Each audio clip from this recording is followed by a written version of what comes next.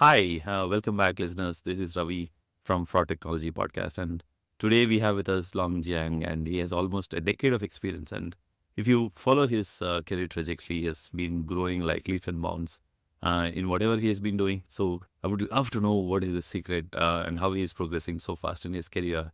Would love to know more, and for that, welcome, Long Jiang. Would love to know a little bit about you, and the listeners also would love to know more about you as well. Thanks, Rory, for having me. So again, my name is Long Jiang. I have been in the fraud science for a decade. So this will be Mm. my 10th year. I started off as a fraud analyst. I dropped off my resume at TD Bank, and I was really eager to learn about fraud. Um, I Uh, mean, it's no surprise. Actually, I want to be a FBI agent during that time, right out of college. Wow. Well, this was as close to fighting bad guys as I could have. Mhm. I think Uh, what really molded me is mm, really in the past couple of years or so, just to kind of really adapt and then change and understand what the overall vision is for the team and for the mantra. So what mm, are we mm, kind of chanting about, and then what is the goal, mm, and then how do you want to grow the team? So, and I think I mm, really, and aside from those, I have great mentors, and my girlfriend has mm, been super supportive of my career mm. growth. Wow, wow. It's curious to know that you wanted to be an FEA agent and also fraud, also catching bad. Is there any context personally of why you wanted to go in such a type of a profession where catching bad actors is what appeals to you? Absolutely. So I think this really started from childhood. And Mm. when I was in high school, this was back in 2004, 2006. And I was a victim Okay. of several eBay types of schemes and fraud, right? So Oh, I made wow. a Huh. purchase for iPod Touch at the time, and then it was something like really, it looked nothing like it. Popped up, and I wasn't able to dispute it. So the customer experience was really poor from that perspective. But then followed Uh, through I had family member that were victimized through elder abuse. mm, So a mm, lot of those really kind mm, of molded me mm, into who I am, and really want to be proactive and trying to see how do we stop fraud? mm, How do we stop people from being victims of fraud? And how do we combat, mm, whether it's our mm, family, friends, or mm, the mm, overall. mm. Yeah. What's interesting to me is I always thought this type of fraud, or maybe from the parts of the world that I have lived in, this type of scams are more recent, I would say, like 10 years or 15 years. But what I find interesting about you is even as early as 2004 and 5, you were having this type of scam. Was this as prevalent, or is this like now getting more attention? I think it's definitely gaining a lot more traction just because of how Mm, easy it is to conduct fraud. And a lot of the mm, controls that we currently have in place today isn't really designed to be all that inclusive or of the whole mm, entire holistic, because we're really tackling pocket of fraud. And that really makes mm, it very challenging from a beginning to mm, end the mm, process to mm, capturing mm, these type of thing. I mean, I think it's worth someone mentioned this to me maybe a couple of years back. They said, "Oh, the mm, earliest scam with dates back in the Bible in the Genesis, right? Where I think Jacob ended up uh, trying to kind of defraud his dad to give birthrights, and then pretend yeah. to be his brother, Mm, and yada yada." And so, and I think that was really interesting. I mean, as far as how scams and fraud has been conducted, it really hasn't changed. I mean, yeah, we're 2,000 years yeah. into the future, but still, it's still the same thing, right? Interesting. Clearly, obviously, in our psyche, we know that some historical context definitely has happened. But now that you bring to the attention, yeah, I guess scams have always happened. Now the quantum probably is much higher, as well as the Mm. frequency is higher, probably at the side. Yeah. Okay. The other thing that what I found interesting in your comment was the controls that we have right now Mhm. is, again, I may be understanding it wrongly. I do want you to explain more on this. Is our controls are more targeted and it's not end to end or some sort of that Right. you're talking about. Would you be able to explain a little bit more of how the current controls are not able to capture? That's what you are alluding to. Would love to know Mhm. more about that. Sure. So I think so here's what I've noticed in the past couple of years is also working in various different banks is every single department have different sets of goals, right? So they have to accomplish by the year end. And we're all very much in silos. So because fraud is very dynamic and it acts as a lever. So we could either decline more or we could approve more. But based on that decision, it really impact various other stakeholders that we have as well, right? We drive up more declines. Operations might be okay because they might see lower fraud dispute coming through, but phone channel might actually blow up.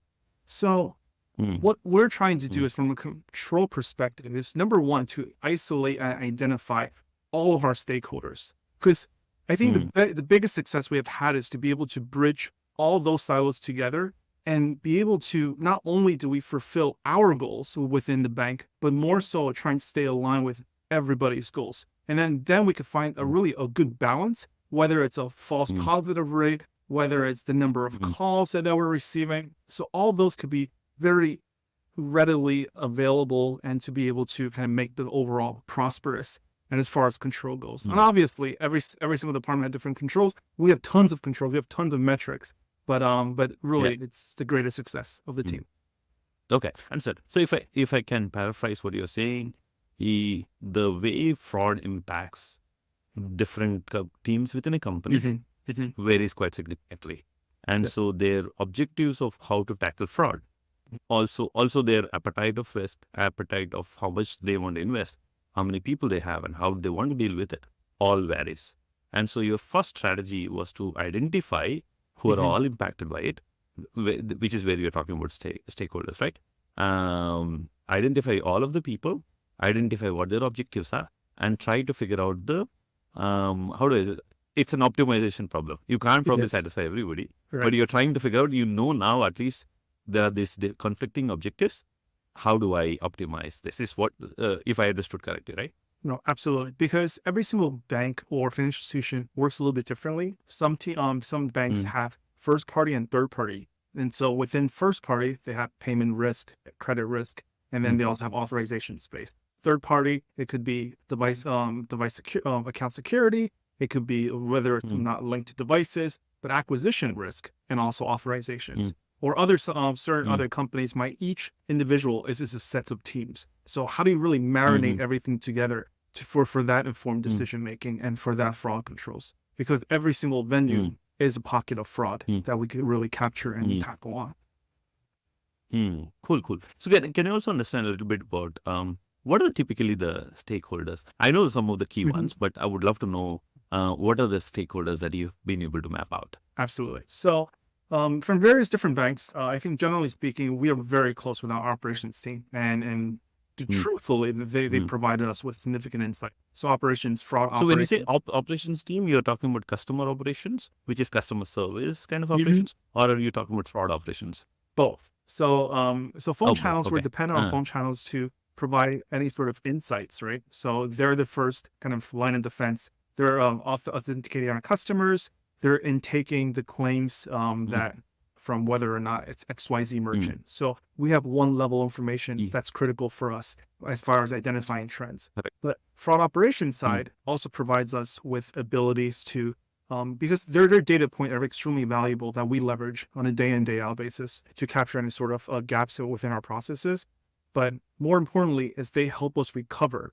So fraud operations does a tremendous job with being able to recover funds, losses, mm, anything that we could either held customers accountable for, or we could recover from the merchant or the various association through arbitration and mm, such.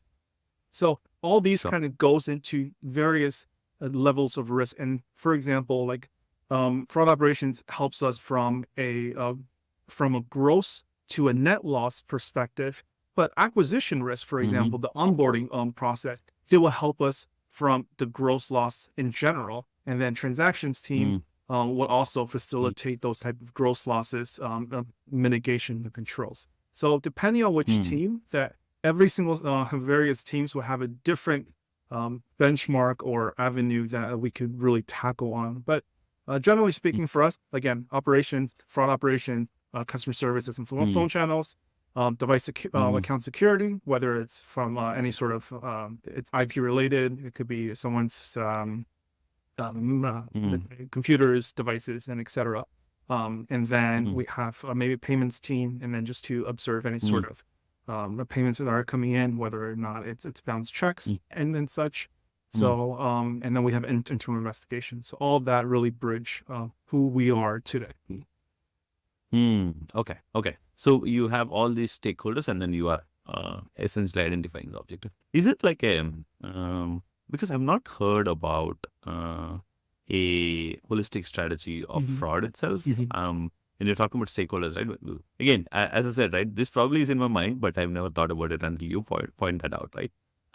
So all of them having different objectives, and is it like a how do I say this? In compliance space, you have a compliance officer who tries, and there is even a board level to actually say that, hey, all of this need to be thought through holistically, right? What drives, because these all different teams have different, and they all fall under different verticals, right? How do you even bring about, how do you even achieve this practically? Because they're not in your teams, right? I mean, Right. they're in the same company, but how do you bring about a commonality? How do you make that discussion? Is there like a board discussion, or like how is this organizational structured? I think how, for me, is that how I have identified this pocket was about a year ago. Our Mm, IT intake process, they have this value matrix, so or such, that really mm, identifies like, oh, how valuable is this project? Are we going ahead and then allocate resources for this? So from mm, here, like notice that they listed out their team goals. And that mm, really struck me because by knowing and have mm, an understanding of their team goals, I was able to have a better idea in terms of, mm, oh, how should we prioritize our project before we're submitting it over to them? And I think that was the mm, trigger for me. So since then, I've kind of, I know, integrated my goals into my signature, right? Really just kind of educating mm, other people like, hey, you know what? We will be like declining, or we'll be reducing or maybe increasing our decline rate by X percentages. So how mm, does it impact you guys? And then I wish that we mm, could really brainstorm it and have an understanding in terms of what are your goals for this year, and then how do we meet, and then mm. how do we benefit. Oh wow! So bringing across learning from IT teams sounds pretty exciting. Like that's awesome, right? There is also another particular phrasing that you used, which is you said fraud controls are like a lever, or maybe I'm getting Mhm. this wrong. You use a particular word, and you use this body Yes, language to recently. say that it was a lever. I wanted to understand what you meant by that. Absolutely. So, we have a lot of, I would say, power in our side of the house, right? So we could choose to decline every single transactions and generating no revenue for the bank. So that's kind of Yeah, really kind of the crazy yeah, things about it. yeah. So depending on the fraud dynamic, right? So every year things a little bit differently. So there might be various technologies that gets implemented, whether or not maybe because I started in 2014, so I've seen a lot of new technology that was Mm, implemented, whether or not it was mobile devices, the chip migration, a lot of the data breaches, mm, compromise reissuance strategies, P2P, and so all of that. So each of those mm, facilitates and really we observe different sort of risk associated with them. And any given technology, usually we do see an influx of fraud coming in. So how do yeah. we want to um, have those type of controls? Maybe we want to kind of have a little bit open risk appetite for new product because Mm, everyone's really excited. I mean, you really don't want to like start declining every single contactless or Apple Pay transaction when they first launch, right? It's yeah. horrible Uh, uh, transaction experience. yeah. So Uh, those are type of risks that we usually facilitate. We want to understand what the company vision is, and we want to mm, understand exactly what the push and driver is. And then through that, we'll be mm, able to make a better informed decisions. Hey, you know what? Maybe we want to let go of some additional losses in mobile mm, wallet, but we want to strengthen our card present transactions or our 3DS transactions. So all those mm, then be able to really counteract some of the mm, maybe negative impacts for the customers, but also driving a very positive customer experience mm, overall. I know it's very conflicting, but again, that mm, lever is ultimately how we decide on whom to impact mm, and whom to let through. mm. So if I understand that correctly, so um, you are saying that fraud or fraud objectives or fraud team itself is basically have to balance between Mhm. business and fraud objectives, basically, and that's the lever. So it's basically you're saying that, hey, If the objective is to have zero fraud, then you press it harder. If it is to a new product, you don't want the business teams to hate the fraud team. It's like let it go a little bit farther, right? The loss is manageable for us. It's within our budget, so let it go a little more faster, so that the growth of that product can be seen by Absolutely. the business user, right? Okay, so you talked about the balance between the business as well as fraud, and you're talking about that as a lever. It's not like an absolute truth that if I say this is fraud and you should stop this, it's not necessarily that way, right? Because it's always probabilistic and risk. Okay, awesome. I mean, I was like thinking, what's the lever here? But yeah, thank you for explaining that as well. So one thing that I also wanted to understand is one is in the fraud space, right? I mean, you even got into this for this, that you want to stop bad actors, right? And probably that's also appealing at a personal level. But one, the fraud work is mostly technical, Yes. a lot of technical work, right? And second, it's not, for example, right? If I were a policeman, my job would be like holding that guy and then taking him to the court and sending him to jail. That's when I get my satisfaction of Yes. doing justice, right? But as a fraud team, we only have very little control, right? I mean, we only can say, I will deny you this particular product. But beyond that, probably we report to the regulator that, hey, something so and so has happened, and because they're also swamped, there's likely nothing that is going to happen as well, right? So, how do you motivate yourself? Because one is, I'm sure fraud seems like, for a lot of newcomers, right? It may seem like, oh, I'm going to catch bad guys. But I want to also hear from you from a realistic expectation of what is actually the role vis-a-vis what you went into it. Right. That's a very great question. So this is where really that collaborations with our team really comes into play, right? Because we're not the one who's making calls. Mm. We're not. We decline several million transactions per day, and right. Mm. And I don't think I'm making every single call like, hey, was this you? So we do rely on a lot of the technologies out there, whether or not it's very standard to receive a two-way connect messages, right? So on your text message on your phone, it says, hey, is this you? Can you confirm that this transaction was made by you? So yes or no. So these are technologies that every single bank is really leveraging. Or it could be an OTP. If I'm making a transaction online and if it's high risk, maybe you will receive an OTP to pursue those type of transactions. So from us, trying to find that balance, obviously it is very, very difficult. So through collaborating with other teams, so this is where phone channel comes into play, right? So phone channel will be able to guide us a little bit in terms of, hey, are we seeing an uptick in phone complaints or phone volumes coming through? Maybe what specific hours are we seeing it, and which strategy is it contributing to those type of inbound calls or upticks in general? Is a particular hour? So all these can really be observed through having conversations with them and trying to really dig in a little bit deeper.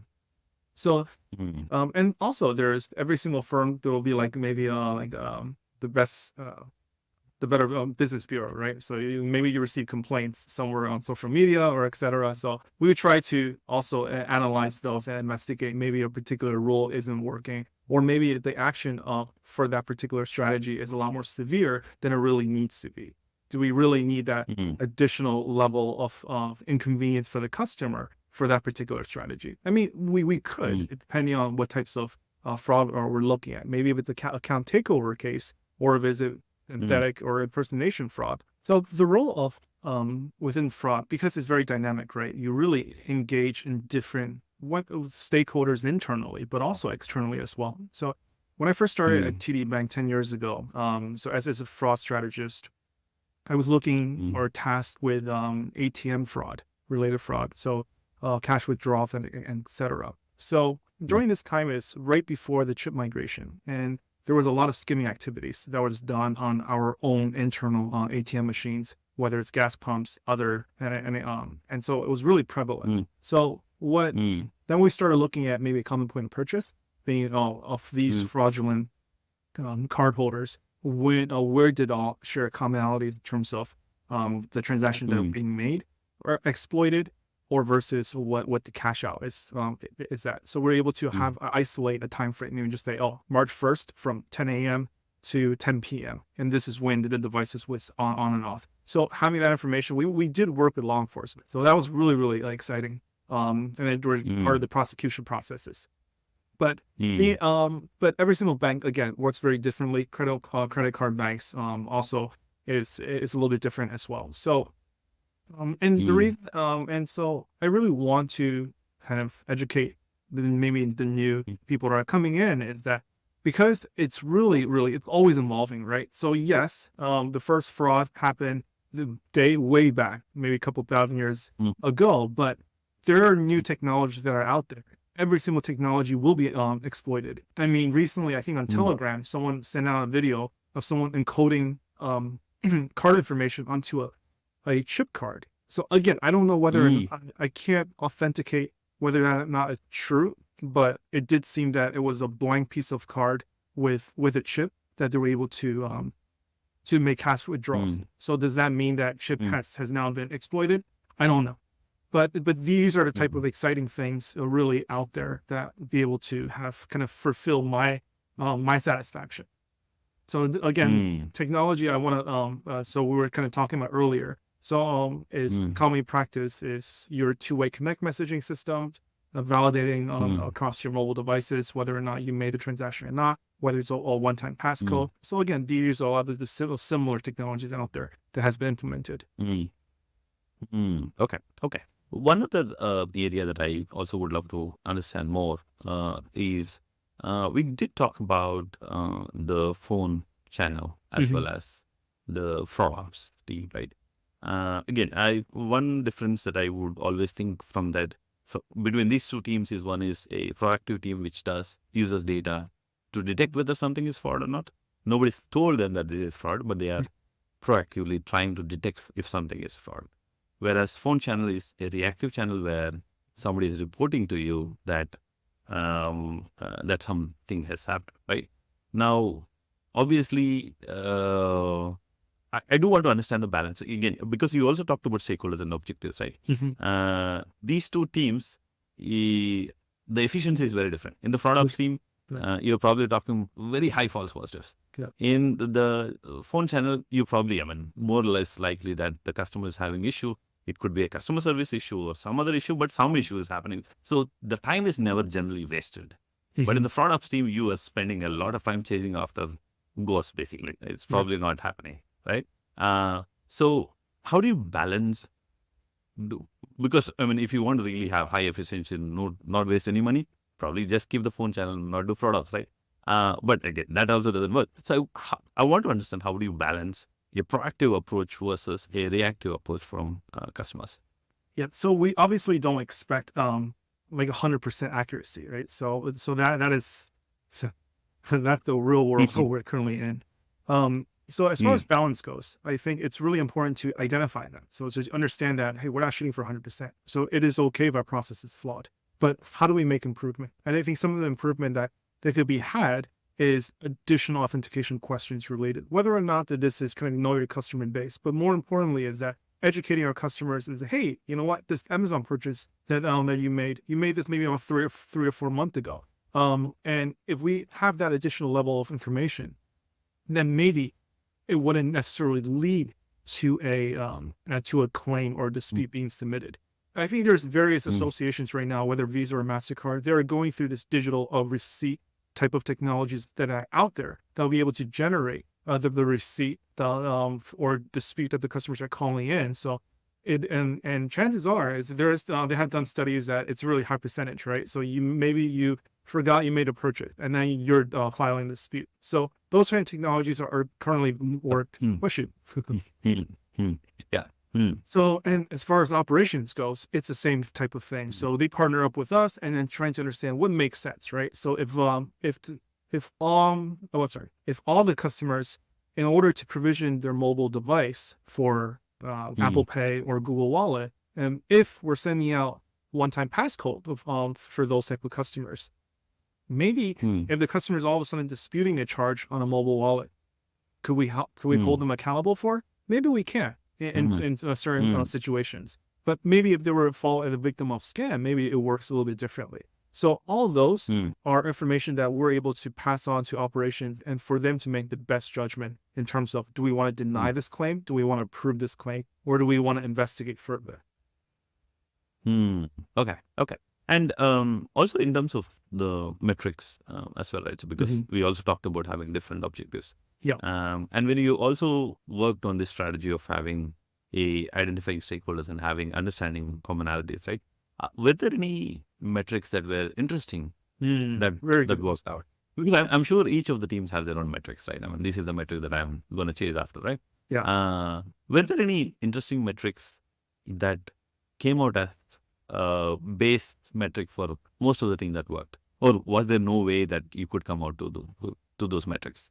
Unfortunately, we don't have a one metric that fits all. So I won't speak on behalf Mm. of other departments. I know that other Okay. departments are Mm, more mm, SLA based. So it could be mm, the number of mm, minutes that they're on mm, call, and then maybe customers are calling in repeatedly. So maybe those are type of metrics that they observe. But I could say for my team is that it really depends on mm, what level you are or which tier you are in the corporate ladder, because you really see a mm, metrics very differently, right? So as someone mm, mm, who's in the day in, day out of creating strategies, fraud mitigation strategies, mm, they might look at false positive rate. They might look at detection rate. They might mm, look at hit rate. So what I like to do is that I mm, like to really decipher each layer and then peel it out. So for example, a mm, detection rate or hit rate, maybe instead of looking at mm, just the overall encompassing number, we want to peel it back a little bit and say, oh, what is the success rate of our two-way connect messages? What is the customer's mm, respond rate for that? Is there a particular time frame within maybe certain hours of the day that has higher probabilities that they're responding back, right? So all these really goes mm, into better controls as far as mm, better detection rate mm, overall. And so from someone in the mm, managerial space, then I focus more in terms of really trends that I'm looking at. Maybe I'm looking at from operations perspective, as in from the claims that we receive, what is the percentage distribution across maybe card present, card not present, or it could be mm, card secure. So there are various mm, other names for it as well, right? So is it mm, account takeover? Is it fraud app? Is it not received? So having mm, that level of information can really give me an idea in terms of where are we combating, or it might just be seasonalities, right? So I mean, it's very common for not received or mail theft to be in mm, warmer mm, climate, or maybe in the summertime. In the mm. wintertime, maybe they're just really, really chilling and cold and they'll kind of stay in, right? So, Yeah, so yeah. but then Uh, if you're higher as board of maybe board of directors or C-suite, maybe you assess metrics a little bit differently. You might be looking at, well, what is the ROA for this particular project that you're working on. So it really mm, varies. But for me, again, I think the mm, biggest driver is to evaluate recoveries and evaluate what the claims looks like, because that ultimately what goes into our net fraud and our bottom line. mm. Okay. Makes sense. Makes sense. You talked a little bit about trends that you'll be tracking at a managerial level or strategy Mhm. level, right?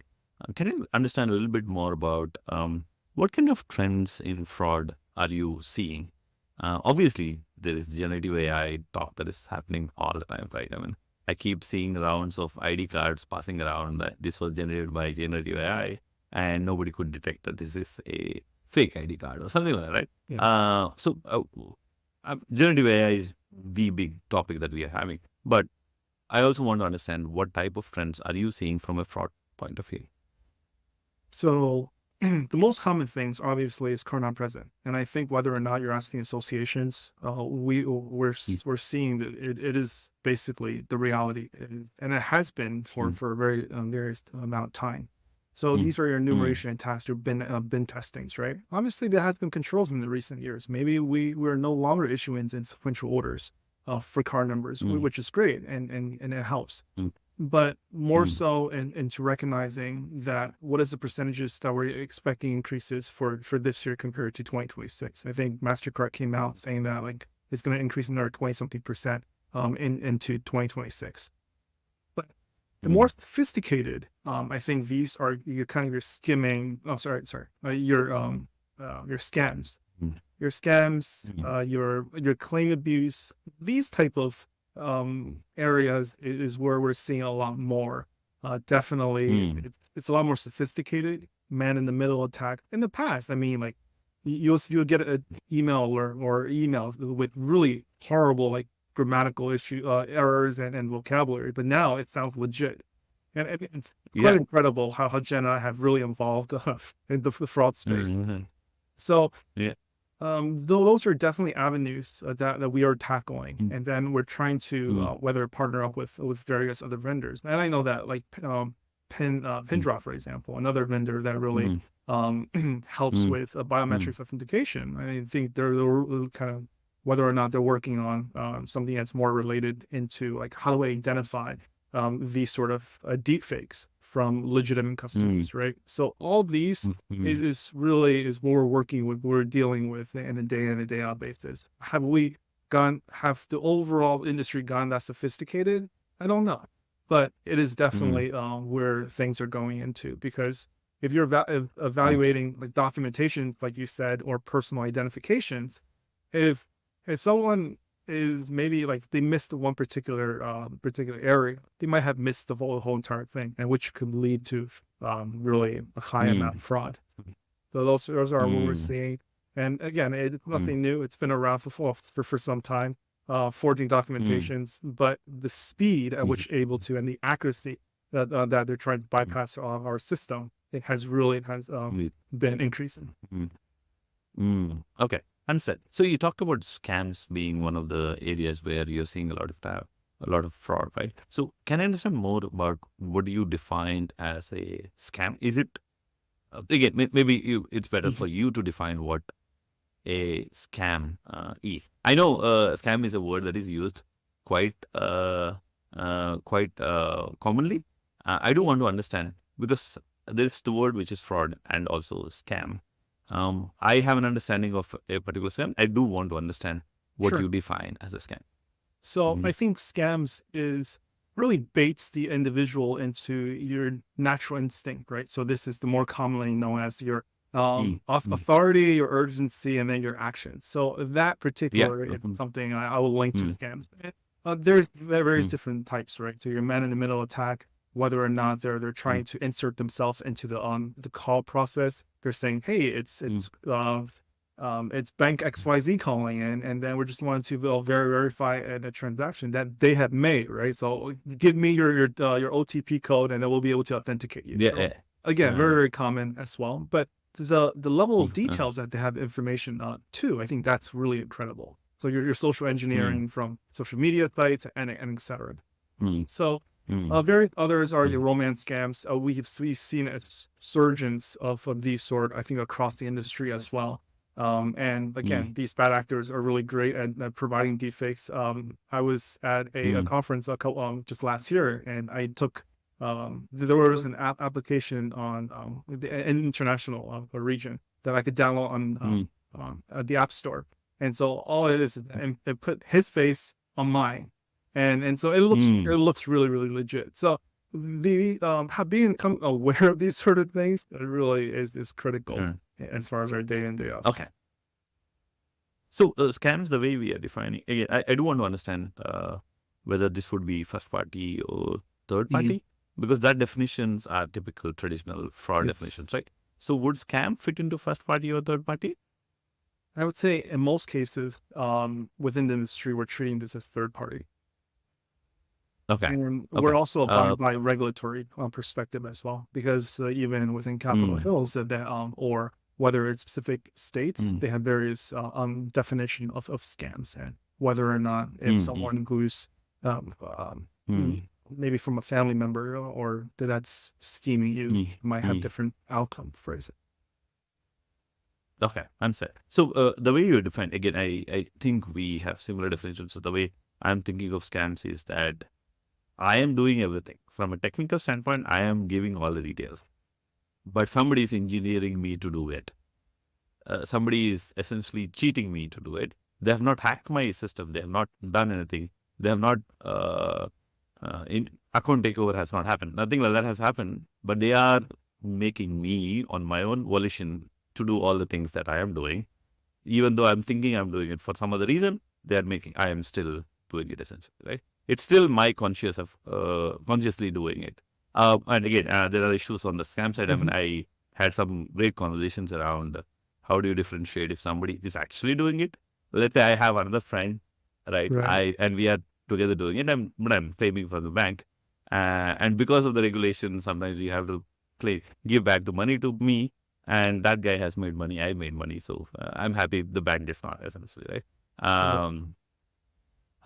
So I have one final question, is, so what are the key areas of problems that you're currently tackling, basically? Let's say top three things that you're currently trying to solve. Top three thing. Wow. Let's Hmm. see. Or anything that is currently the top of your mind, like, so these are the things that we are currently actively pursuing, not as a company, but as an industry. An industry of really kind of knowing your customer base. So Hmm. these information are really critical because it helps us build profiles, right? Profiles can be used Hmm. from a role decisioning perspective, and whether or not we're leading this into machine learning, but holistically, it should be able to generate some sort of whether it's a binary value or whether it's a percentage, the likelihood that this is a third party fraud versus the customer that's making the transaction. So profiles is Hmm. something that we're trying to proactively working towards, and I think overall the industry is working towards modeling, right? So having a Hmm. more solid accuracy in terms of bridging Hmm. every single application together. Because going back to earlier discussion, is that every single team have varied level of customer information, whether or not this is the onboarding process. Maybe they have received red flags for particular elements or attribute during the onboarding process. Maybe they, from a system device perspective or account security, they might be accessing these sort of other logins at very high risk types of whether computer desktops or mobile devices. So having all Hmm. these under one infrastructure, this is really, really going to be a key driver for everything. And Hmm. because a lot of these vendors doesn't necessarily work together, we might have one vendor to tackle one particular area, but that would likely be missed if we're looking at something else. So having Hmm. that um, kind of that marination of across multiple different Hmm. partners is Hmm. will be the right direction that we're all working towards. Hmm. Okay.